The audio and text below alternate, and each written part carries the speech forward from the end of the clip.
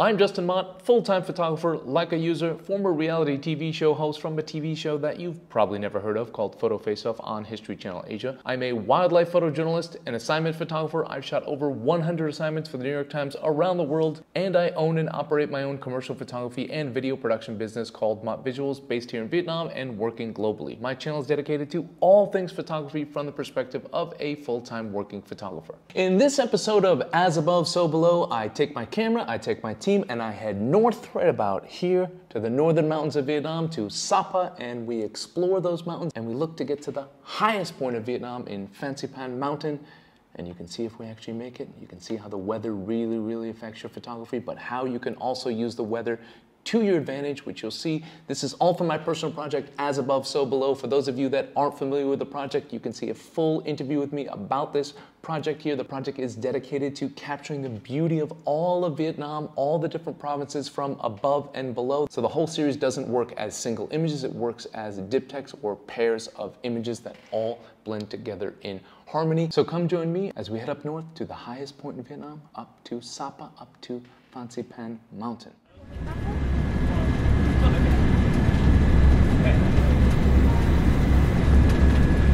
It's winter time here in Hanoi, and what a lot of people don't realize is that the north is you have 4 seasons.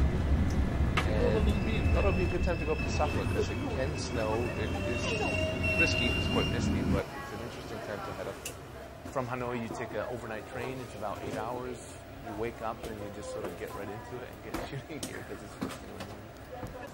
I have different assistants, different producers for our business, and I can work with them, but this project's so important to me on a lot of different levels, so it's like, there's a lot that can go wrong that I can't control, but what I can control is it works for me when I know things will go wrong, or I know she knows how to fix them. She kind of does everything, so she brings it all together and lets me focus on what I need to do. Obviously, she's amazing at her job, and producing and translating and that, but she's amazing as a wife, too, to be there with me at the end of the day. And yeah, I mean, I can't think of doing this project with anybody else but her.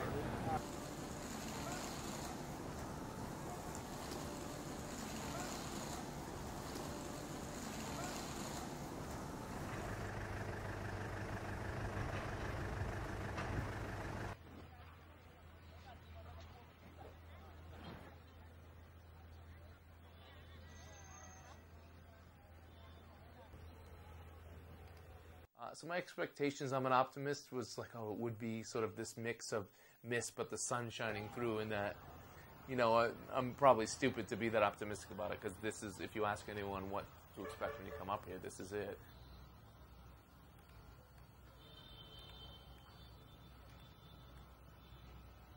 My underlying theme for this project is beauty, right? And it's to show the beauty of Vietnam, and that it's not always going to be the obvious beauty. It's a personal project, so it's what I find beautiful.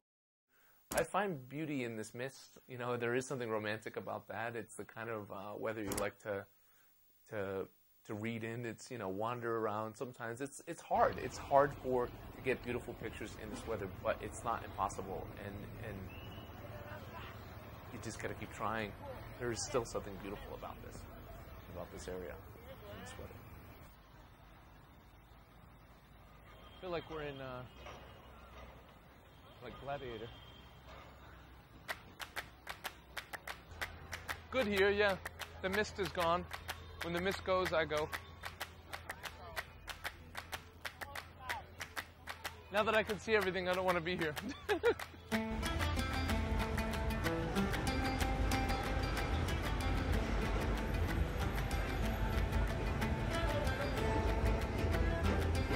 First stop is interesting. Misty, a lot of touristy stuff there, but the mist covered all the touristy things, so it's very touristy. It's not necessarily what I want to capture.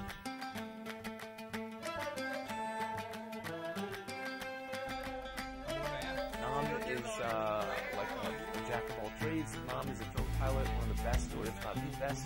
He's not just a camera assistant. You know, he's looking around, he's helping. So he pilots our drone, he navigates, he drives, he finds new locations for me. You know, we're like a little family. We drove out to this random small village, got out of the car, and heard this booming music. What do you think, man? for me, it was a party of sorts. For playing a Nam, it was like, well, that could be a funeral, or it could be a wedding. Yeah. But you Vietnamese. Okay, you come first. Mang is usually a lot more conservative. Really? I've been to funerals before. But you were invited.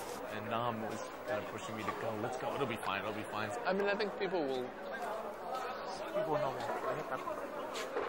I have to sort of find the right balance of who to listen to, but usually my inkling is to, it can't hurt to walk and wander.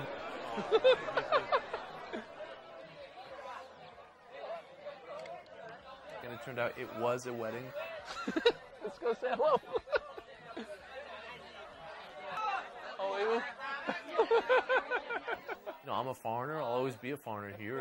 As much as I love this country, as much as countries welcome me, there's a lot I will always need to learn. And Nam and Quang keep me in check with that, which is extremely important. Is it his wedding? Oh, congratulations. Em cảm ơn. You have to drink. Can you imagine this anywhere else? The groom coming in and welcoming me. There's some random guy with a camera and taking pictures of him. All these other women people wanted me to drink and eat, and that's what drew me to this country, is people just inviting you into your homes. Like, that doesn't happen in the United States, or just random strangers, and so trusting, so welcoming. So, I mean, sometimes it's probably uncomfortable for me because she's translating these embarrassing moments, but I thought that was very genuine. I didn't think they didn't want us to be there. They weren't just being polite. The guy did show me around. People were coming up to us. We hung around. But it was fun. It was funny, wandering around. Again, that's like what I used to do in Vietnam when I traveled around by myself. And now, still doing it 15 years later. It's pretty cool.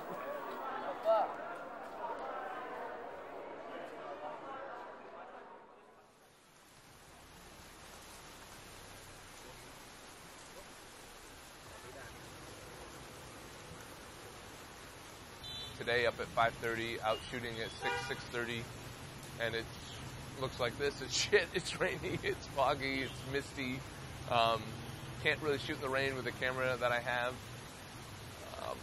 Yeah, I mean, there's no excuse for this, right? It's me. It's like there's no, oh, this is a bad place to shoot. This is a bad assignment. This is a bad writer you have to work with, or just a bad place for a travel story. Bad hotel. No, there's none of that. I pick the places. I decide what the project is, so it's all on me in the end. That's a lot of pressure, but I kind of dig that too,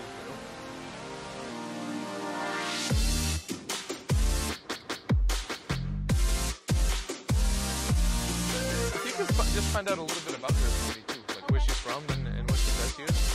You can look right at me from this way. When I go to the market, whenever I'm shooting a market, it's like, it means things aren't going well.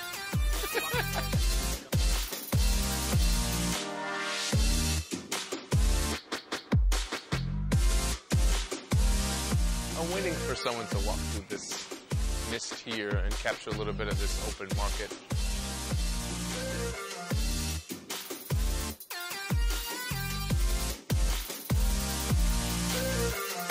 Lady, she knows what I want. She's teasing me with her silhouette. The silhouette dance. We're dancing with each other. She's playing hard to get.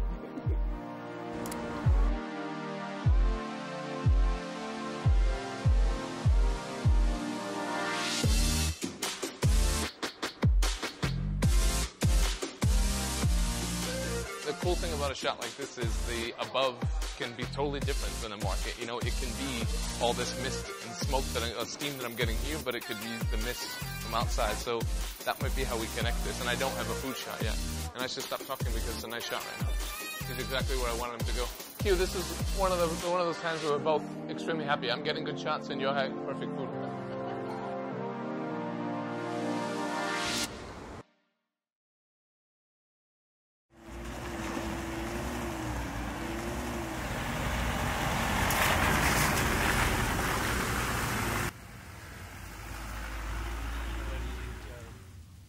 Yeah.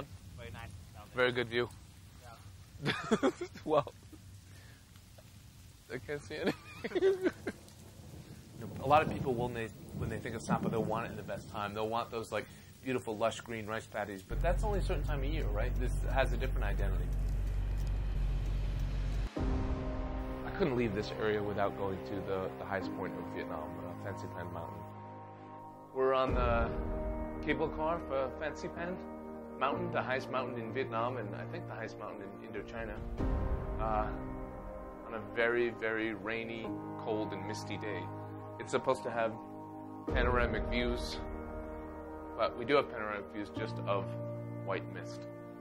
So a little bit disappointing, a lot a bit disappointing. This is supposed to be my above shot. It's our last day, so I'm kind of bummed out right now.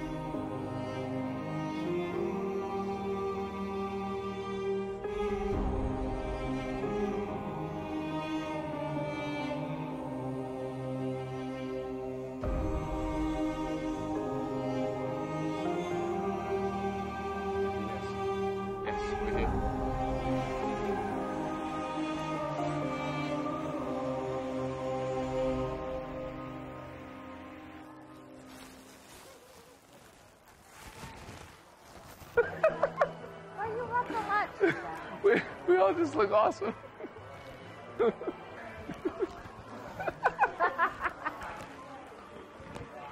Yeah, well, obviously it's raining. Not so. You never know. You kind of know. But you never know. But you kind of know. Hopeful, I guess. We started to walk outside to sort of check the final part of Fansipan steps. So it's about a 30-minute walk just up straight steps, but it was raining too hard. Obviously not great for pictures, but it's a liability to the equipment as well. Hasselblad's not a waterproof camera, not even a weather-resistant camera. So went up a few steps, turned back around.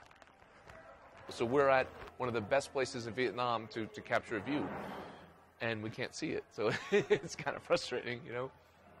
From here is probably one of the better views you could have in this entire country, and instead of that, we have this. Have views of rain droplets, so it's a bummer. But I'll wait hours and hours and hours to get a shot. And hopefully it pans out.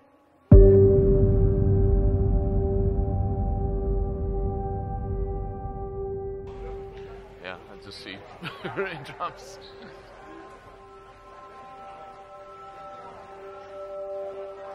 It's just relentless. It's not stopping at all.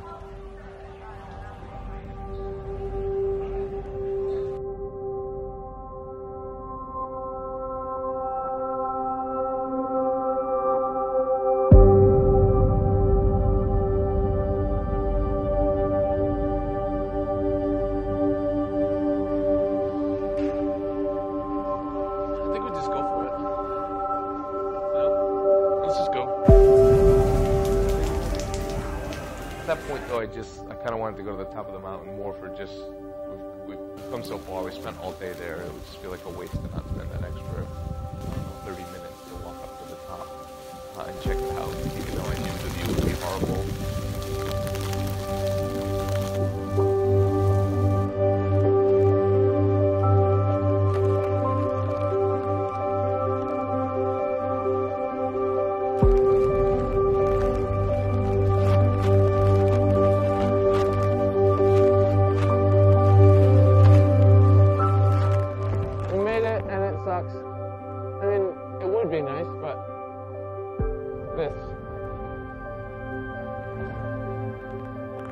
At least you can say we've been up here, but I can't see anything, so it might as well just be on the bottom, the lowest point. The highest point of Vietnam, the lowest point of my trip. You know, it was fun just to be at the top of the mountain. It's not like we hiked all day, but just to go up there, stand at the top to see it, you know, that was nice. I mean, I'm not going to sulk on this project. I'm going to have good days and then bad days. We were driving back to Sapa. The day was done. We wanted to get back. We did start to notice the view coming in the last little dip into Lao Cai. You know, that was nice. We took the drone out. We looked around a bit. It wasn't great, but it was good. It was a nice little way to end on a positive.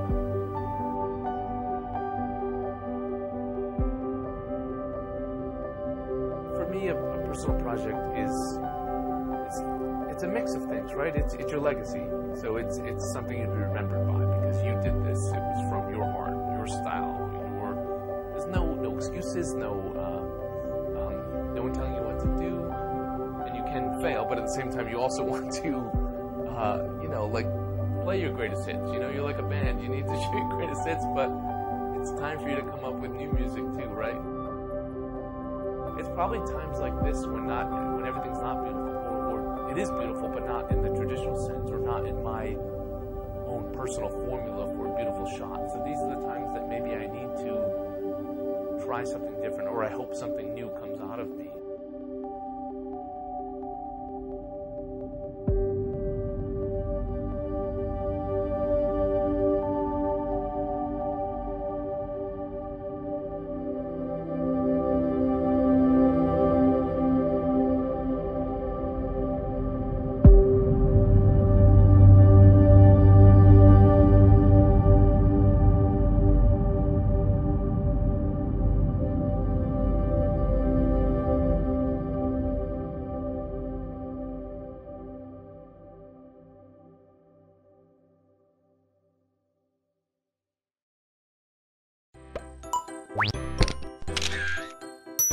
Wow.